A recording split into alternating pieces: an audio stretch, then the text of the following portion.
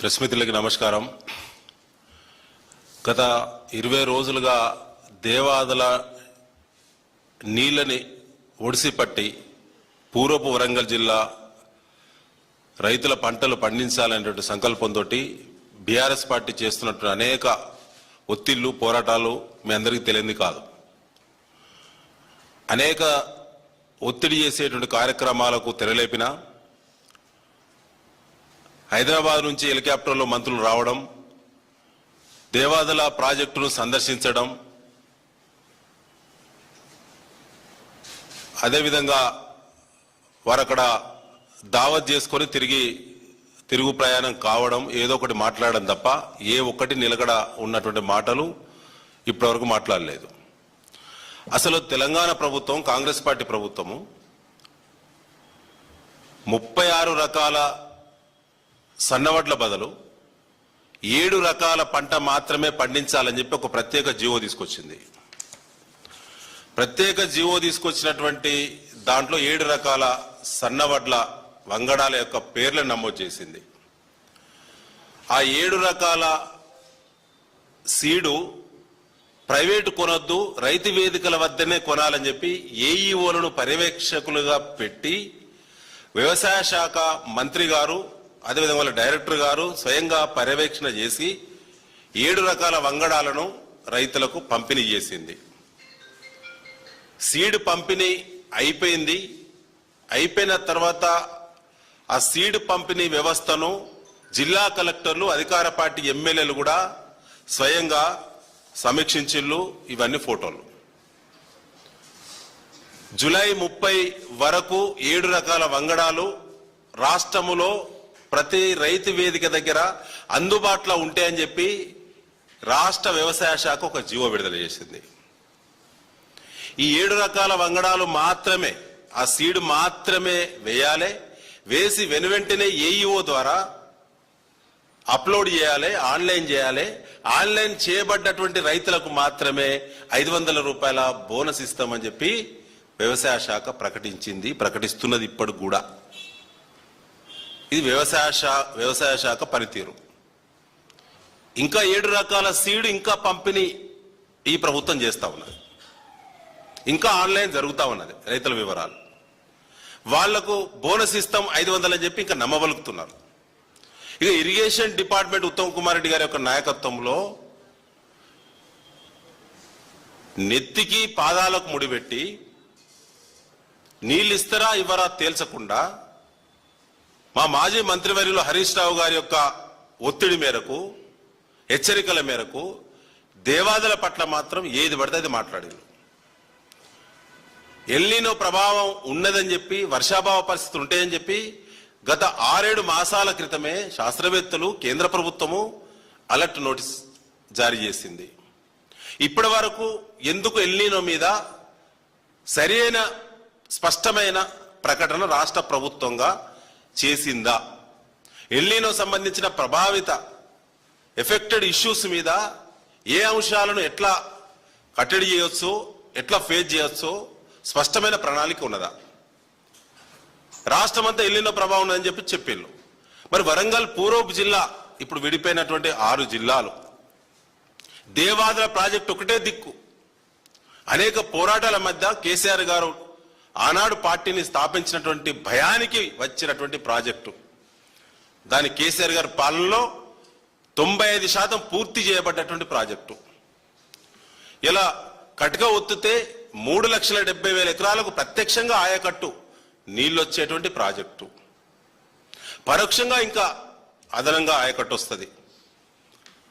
మొన్న 13వ తేదీన దేవాదులకి project visiting కి బయట ముఖం చెల్లలేనటువంటి మంత్రులు ముఖ్యమంత్రి ఆదేశాల మేరకు ఒదికు కన్నెపల్లి మీద కేటీఆర్ గారి విజిటింగ్ తర్వాత ఒత్తిడి పెరిగింది, మోటార్లు ఎందుకు ప్రారంభిస్తలేరని చెప్పి రాష్ట్రంలో ప్రతి ఊరు, వాడ, క్షేత్రస్థాయి, పల్లెలు, తండాలకి తేలిపోయింది కాళేశ్వరం కొట్టుకుపోయింది అనేటువంటి దుష్ప్రచారమే, ఉత్త ప్రచారమే, దొంగ ప్రచారమే. నీళ్లు ఎత్తకుండా చేయడం కోసం, కేసీఆర్ కు పేరు రాకుండా అడ్డుకోవడం కోసం మాత్రమే రేవంత్ రెడ్డి ఇన్ని కుట్రలు చేసినని చెప్పి ప్రజలకు అర్థమైంది. కాబట్టి అక్కడ మోటార్లు ఎందుకు ఆన్ చేస్తలేరని చెప్పి బీఆర్ఎస్ ఒత్తిడి చేస్తుంటే హరీష్ రావు గారు ప్రాజెక్టుల మీద నిత్యం ప్రశ్నిస్తుంటే ఇవాళ మాకు చిత్తశుద్ధి ఉన్నదని చెప్పి 12వ తేదీ కేబినెట్లో చర్చ జరిగింది దేవాదుల మీద. ముఖ్యమంత్రి ఆదేశించిండు, పరువు పోతున్నది, కన్నెపల్లి మోటార్లు ప్రారంభించకుంటే బదనం అవుతున్నాం కాబట్టి తక్షణమే వెళ్లి దేవాదుల మోటార్లు ప్రారంభించమంటే హడావుడి హెలికాప్టర్లు వచ్చిండ్రు. ఉప ముఖ్యమంత్రి గారు బట్టి గారు, పొంగులేటి శ్రీనివాసరెడ్డి గారు, ఉత్తమ్ కుమార్ రెడ్డి గారు వచ్చిండ్రు. కోడికూర తిన్నారు, కడుపు నిండా కళ్ళు తాగిళ్ళు, విహారయాత్ర చేసిళ్ళు. మోటార్లు మొత్తం ప్రారంభమైనాయి, 10కి 10 మోటార్లు ప్రారంభం అయిపోయినాయి. రైతులారా, మీరందరూ ఉమ్మడి వరంగల్ జిల్లా రైతులకు మేము భరోసా ఇస్తున్నాం. కన్నెపల్లి మోటార్లు ప్రారంభించకపోవడానికి అక్కడ రెడీగా బ్యారేజ్ లేదు కాబట్టి, బ్యారేజ్ కుంగిపోయింది కాబట్టి అక్కడ నీళ్లు ఎత్తలేకపోతున్నాం. ఫ్లోటింగ్ వాటర్ ఎత్తడం శాస్త్రీయం కాదని ఎవరో చెప్పిల్లని దుష్ప్రచారం చేస్తూ ఇక్కడ సమ్మక్క బ్యారేజ్ రెడీగా ఉన్నది కాబట్టి, మోటార్లు రెడీగా ఉన్నాయి కాబట్టి, రిజర్వాయర్లు 22 రిజర్వాయర్లు రెడీగా ఉన్నాయి కాబట్టి ఇక్కడ మేము నీళ్ళు ఎత్తుతున్నాం. ఇది మా చిత్తశుద్ధి. 38.16 టీఎంసీల సామర్థ్యం గల 22 రిజర్వాయర్లను మేము నింపుతాం. ప్రతి ఎకరా సాగు భరోసా, నీటి భరోసా ఇస్తున్నాం. తాగునీళ్లకు సరిపడా నీటి నిల్వలు పెట్టబోతున్నాం. ఇది మా పనితనానికి చిత్తశుద్ధి అని చెప్పి ముగ్గురచ్చి వాగిన్లు 13వ తారీఖు నాడు అప్పటికే నార్లు పోసుకున్నారు. బావుల కింద, బోర్ల కింద, కుంటల కింద, చెరువుల కింద నార్లు పోసుకున్నారు. మీరిచ్చిన సబ్సిడీ విత్తనాలు, మీరిచ్చినటువంటి 7 రకాల వంగడాలు ఏవైతున్నాయో మీ ప్రోత్సాహం మేరకే, మీ ఏఈఓల సూచనల మేరకే రైతులు కొనుగోలు చేసిళ్ళు.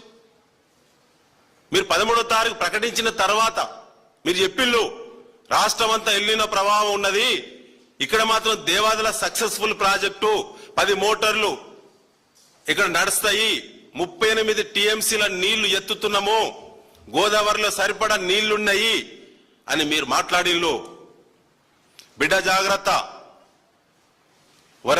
పూర్వపు వరంగల్ జిల్లా రైతులకు మీరు మాటిచ్చిళ్ళు. మీరే సబ్సిడీ విత్తనాలు ఇచ్చిళ్ళు, ఇంకిస్తున్నారు. మీరే 13వ తేదీ జూలై మాట్లాడిళ్ళు. అప్పటికి నార్లు పోసుకున్న, నార్లు ముదిరిన వాళ్ళు మీరు భరోసా ఇచ్చిళ్ళు కాబట్టి అలా నాట్లు వేసుకుంటున్నారు. ఇవి నార్లండి, ఎదిగినటువంటి నార్లు. వరంగల్ పూర్వపు జిల్లా వ్యాప్తంగా 22 రిజర్వాయర్ల కింద, కుంటలు, చెరువుల కింద ఈ పరిస్థితులు ఉన్నాయి. ఇది నాట్లేస్తున్నటువంటి కూలీలు ఇవాళ రామప్ప చెరువు కింద, అదేవిధంగా పాకాల చెరువు కింద, ధర్మసాగర్ కింద, బొమ్మకూరు కింద, ఆర్ఎస్ గన్పూర్ కింద ఇవాళ ఈ పరిస్థితి ఉన్నది. మీకు సిగ్గెట్లేదు. ఇప్పుడు మేము సాగునీళ్ళు ఇవ్వము, తాగునీళ్లకే పరిమితం అవుతామని చెప్పి అఖిలపక్ష కమిటీల పేరు మీద ఊళ్ళల్లో అధికార పార్టీ కార్యకర్తల మధ్య, రైతుల మధ్య ఘర్షణలు పుట్టియడానికి పోలీసులను పెట్టి రైతుల గొంతు నొక్కడానికి మీకు ఎట్లా సిగ్గులేదు? మీరు 13వ తారీఖు చెప్పిన తర్వాత అనుమానం ఉన్న రైతులందరూ నార్లు సంపూర్ణంగా పోసుకున్నారు. ఇలా కాంగ్రెస్ లో కొనసాగుతున్న రైతన్నలారా దయచేసి అర్థం చేసుకోండి, ఇది మోసమా కాదా?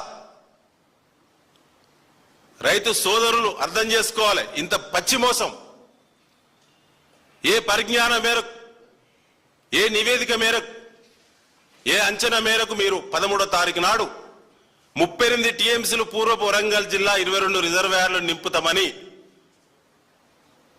మీరు సాగునీళ్లు ఇస్తామని మీరు చెప్పిళ్ళు. మీ మెడకు ఊరే రేవంత్ రెడ్డి గారు.